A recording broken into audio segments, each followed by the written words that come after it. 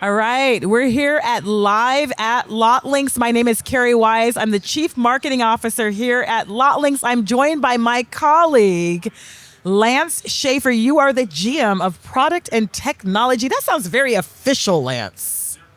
Yeah, I guess so. I never thought about it as being an official, but yeah, it's very official. Well, the work you're doing is definitely official, and I want to talk about it. I would say that you taught me a lot about AI. I mean, I think I knew of it from a ChatGPT on a very surface level, but really breaking down what it is, what it's not. And I think one of the analogies that you taught me that I've been stealing and using everywhere is describing AI as a doctor. And help me understand that. Yeah, so AI, you think about, just the concept of general intelligence. When we use AI, we're using kind of components in AI, and the biggest component is the data. And so a doctor, if you go to a doctor and you give the doctor the wrong blood work, it doesn't matter how smart that doctor is, they're going to give you the wrong diagnosis. So if I gave the doctor my wife's, and blood work, they'd be really confused. And it doesn't matter how smart that doctor is. Now, they may say, hey, this can't be your blood work or something's going wrong, but the blood work is so important. So, the AI itself is the brain, the processing unit, the thing that's really, really smart. And the data is the blood work that actually is so necessary in order to get those diagnoses. So, for dealers, they're trying to diagnose their dealership all the time. But if that data isn't good, even the smartest AI in the world can't help them, can't help diagnose them. Well, yeah. And I think that's been part of our brag point at Lotlinx, in that we've been doing it for a long time and collecting a lot of data to feed into that. And touch on that. Yeah, it's not by kind of chance that, OpenAI with their Microsoft partnership, or Google's Gemini and all the data, and all the large frontier LLMs, Grok with X, have a massive corpus of data that they can train their models on. There's a reason why they've emerged as being the number one kind of, general artificial intelligences in the LLM or generative space. You need that data or you cannot do it. And so, we feel the same way at Lotlinx, but in our tiny little world of what's happening in the automotive industry with supply and demand of inventory and demand of shoppers in there. We've been collecting, I don't know the exact number, 5,000 data points a second for 10 years on that, and have always retained that data, not knowing that we might actually need it at some point to train AIs. And that's a huge advantage. It's a little bit of we call it incumbent advantage to have that data, and in order to do that so that we can make something that's, well trained in that kind of domain. Yeah. Well, and I know you've been behind Lotlinx's technology for a long time, and the latest addition to our portfolio is LotGPT.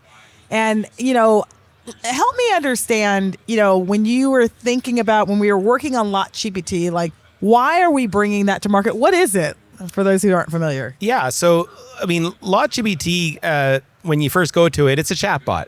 And it's so you could say, well, it's kind of like a ChatGPT or Gemini interface that you would use.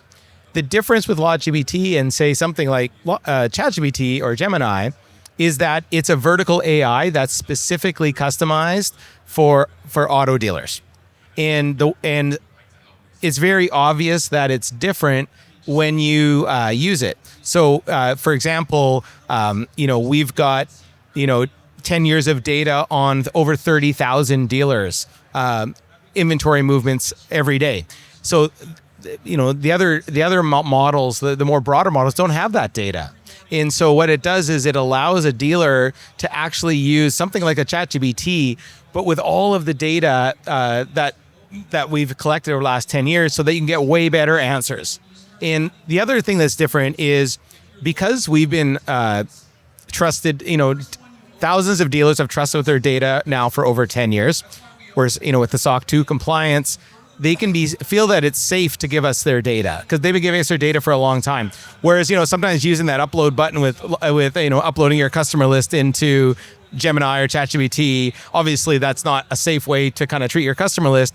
We've got a nice safe place where they can put their data and then query against it. And it's automated, so it updates every day or several times a day. So they don't have to worry about, is the data been uploaded, or do I have to go and find that data, download a report, upload a spreadsheet? So really that automation is the kind of the third thing that's different about it. And so, yeah. It's kind of an assistant in some ways. I mean, we call it a chat bot, but I mean, you could ask it questions that can guide you on important decisions. 100%. So it's an assistant for sure, but I would say it's an assistant that's a genius.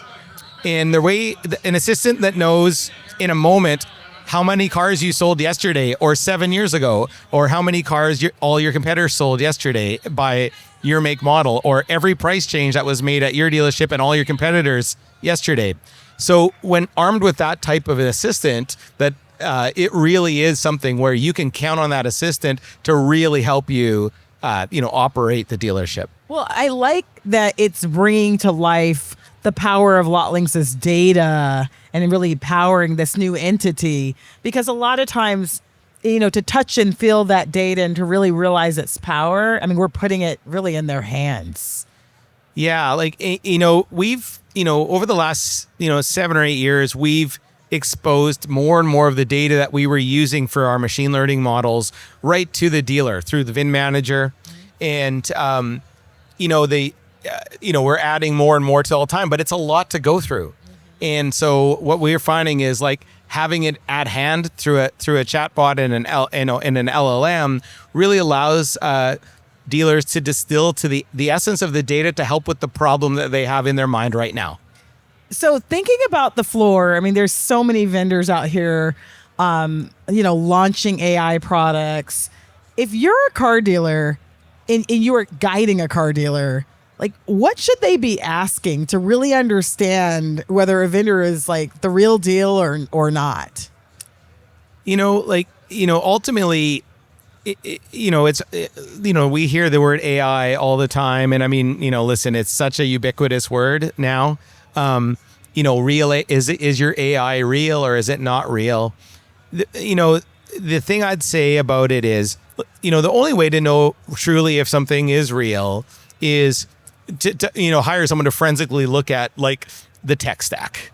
Okay. Is this really AI? Can I send someone in to audit your tech stack? Can I talk to your director of machine learning, or how many AI engineers and machine learning engineers do you have? That's kind of, I guess, the only way to truly validate that.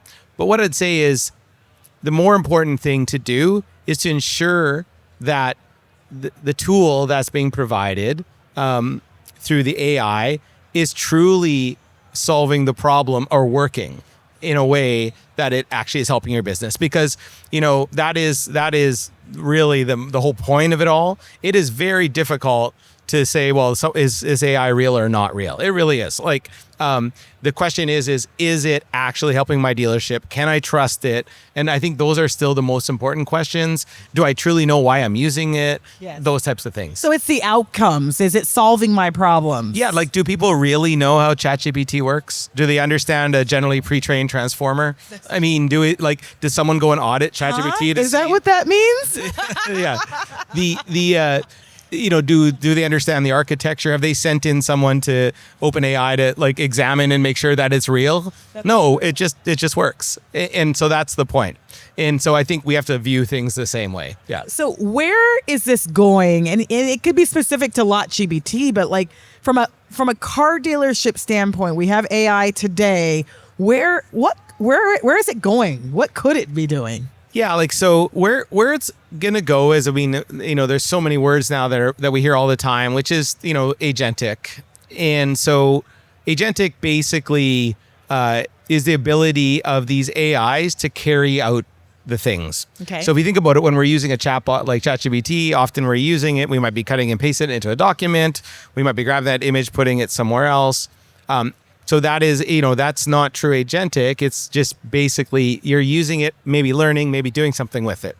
The agentic world is when it actually is using that reasoning through some sort of prompt and then carrying out on it. So, there's very, very simple types of workflows that we're seeing start to be implemented, or agentic workflows.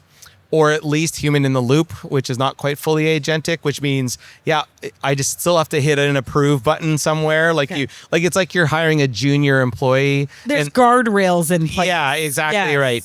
And I think so. What we'll see is more of these kind of automations in agentic. A lot of it depends on how high stakes that workflow is or that thing you're doing. If you're writing a description for your website, that's a little bit lower risk than changing the price of a vehicle. Yes. Right. But actually, from a technological standpoint, those are very similar things that could be done. And so what we want to do is allow the dealer to feel enough control, or the user, that they're okay giving a little bit of autonomy on certain things and building up into more of the high risk areas, right? Hiring people to sell, right? Or, there are things where it's like, well, probably I still want to personally meet that person. I just don't want AI to screen my employees that I'm going to hire. Those are the types of things that, if you think about the things that dealers are doing, I think they still want to be in the loop on it. But what we're going to see is more and more autonomy given to agentic workflows that help the dealer out, on their tasks. So it can replace or take over some of the menial tasks, some of the tasks maybe that are repetitive, and free you up to do some of the more high value work. That's right. Yeah. Or even the other kind of exciting area. So menial tasks, or tasks that you don't do that you wish you would do. Like a good example of that is we've got a feature that takes every image of a vehicle and it classifies the image, like understands what it is, and annotates the most valuable feature in that image. So as someone's going through, they can actually start to learn about that vehicle, not just in the pictures, which is the main way they're kind of scrolling through, but actually getting the value points. So like by the time they get to the end of 20 pictures, they understand it. No one does that because you have to hire someone to like look at an image, go look at the VDP page, try to figure out what the most important thing of that is, edit the image. It would take about probably 5-10 minutes per image, and it would be mind-numbingly boring. So like you'd probably have to like replace people all the time and retrain them on how to do that. So these are the types of things that we'll see new things emerge, new ideas emerge that just never were done before. I think a lot of people think, oh, it's just going to take jobs from people. I think it's going to actually create jobs that people never wanted to do in the first place. That is to the benefit of the dealer or the consumer in this case. I don't know if you told me this quote or someone else, but they said AI is not going to replace people. It's the people that use AI that are going to replace you. Yeah, if I did say it, I probably heard it somewhere because it's pretty good, hey. But yeah, that's how I feel. I believe that with any emerging technology, there's a sense of fear. You think of the Luddites. They burnt the mills. In England a couple hundred years ago, and so they literally had to make burning the mills a capital punishment in England, because they were like literally destroying all the innovation because they thought there'll be no jobs left in London anymore. Wow. So I understand historically, the thrashing machine in agriculture, like there are technologies that scare the heck out of people, but if you move toward it and become a user of it, typically you're not left out of that. And we just have to convince people it's here. It's out of the bag. It's not going anywhere. We're not going back to never mind that. You know what I mean? Yeah. And we just have to accept that, and accept that generally, unless this is the first time ever, it'll just displace people into other things and users of the technology rather than the actual creators themselves or the taskmasters themselves. Yeah. It's the evolution. It's evolution. Yeah, 100%. Yes. And, and I think it's an exciting evolution, generally because it adds so much capability and competency to tasks that often were no one wanted to do. Yeah. And don't you think, it kind of evens the playing field, or it could. Yes. I have several friends now, and the way they write me is just very eloquent. And I'm like, this isn't how you write. Well, they ChatGPT'd it. Yeah. Yeah, no, you're right. Everyone becomes more competent with it. Which is kind of the goal of the technology, is to create a new level of intelligence. I think, these models are clocking in at 135 IQ across the spectrum, in every domain. So that eloquent email is at 135 IQ probably. That's why. What's the average IQ? I should know that. I think it's 100. Like, I mean, I think. Oh my God. Yeah. So 135. Yeah. Wow. Unless you do those tests on the internet, then it's always like you're always a genius. I found out. Right. Yeah. Wow. I didn't know that. That's a fun fact. So 135. Wow. So they're smart. They are smart. They're really smart. Yeah. Which makes us smart. Yeah. Which makes us smarter. Like, I mean, I always think of it like there's, we used to have to, if we wanted to go somewhere, we used to have to run. And then one day, there was a horse or a car, and it's all of a sudden it's like, well, why would I ever run again? Like, I mean, let's just use the car. And so now the problem is I get out of shape. So you got to work out a little bit more and all that. So we'll have other problems like that, making sure our brains stay sharp. We're not relying just like, if you don't exercise anymore, your body goes. So we're going to have to, focus on those things, making sure we do brain workouts. I don't know, whatever that is, crossword puzzles or, whatever it is, because we don't want to lose those capacities.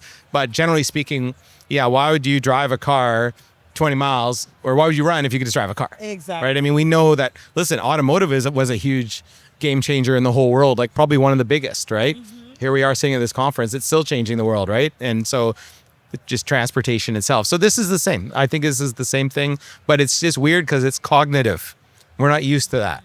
Yeah. We're not used to cognitive outsourcing. Yeah. I think this is even better than when the internet came out. I think so too. But it feels the same. But it feels even more exciting in that way. I agree because the internet was obviously very exciting in that it hooked all the computers in the world together.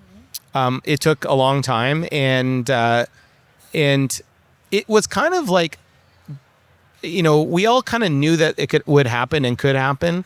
Whereas I don't think we saw this coming. Right. This capability, we did eventually in like science fiction, but we didn't think, oh my goodness, now we're 3 years into GPT 3.5, right? And it's like, people are using it as their daily tool to help with cognitive tasks. Yeah.